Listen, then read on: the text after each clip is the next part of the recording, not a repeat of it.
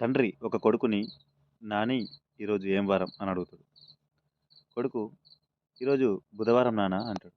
మళ్ళీ తండ్రి గారు కొడుకుని కాసేపయిన తర్వాత, "ఈరోజు ఏం వారం?" అని అంటాడు. "బుధవారం నాన్న" అని కొంచెం ఘాటుగా చెప్తాడు.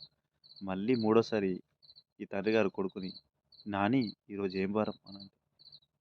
"బుధవారం నాన్న 10 సార్లు చెప్పాలా? ఎన్ని సార్లు చెప్పాలి? ఎన్ని సార్లు చెప్పినా నీకు అర్థం కావట్లేదేంటి?" అని అంటాడు. మళ్ళీ కాసేపయిన తర్వాత ఈ తండ్రి, "నాని ఈరోజు ఏం వారం నాన్న?" అని అడుగుతాడు. అప్పుడు ఆ కొడుకు కోపానికొచ్చి చాలా కోపంతో, "50 సార్లు చెప్పాలా నీకు? ఎన్ని సార్లు చెప్పినా నువ్వు అడుగుతూనే ఉంటావు. ఇక్కడి నుంచి నేను లేసిపోతానని" చెప్పేసి అక్కడి నుంచి లేసి ఇంకో గదిలోకెళ్తాడు.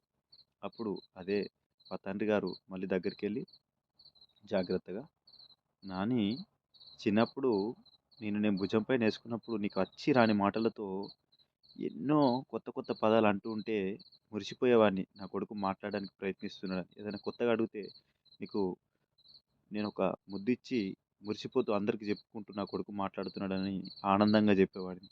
ఏంటి నాన్న మరి ఈరోజు నేను ఇలా అడిగితే ఇంత కోపంకొస్తున్నావు అని చెప్పేసి అంటాడు. ప్రతి తండ్రి ఆవేదన ఈ విధంగానే ఉంటది. ఎవరికన్నా ఇట్లాంటి అనుభవం అయిందా?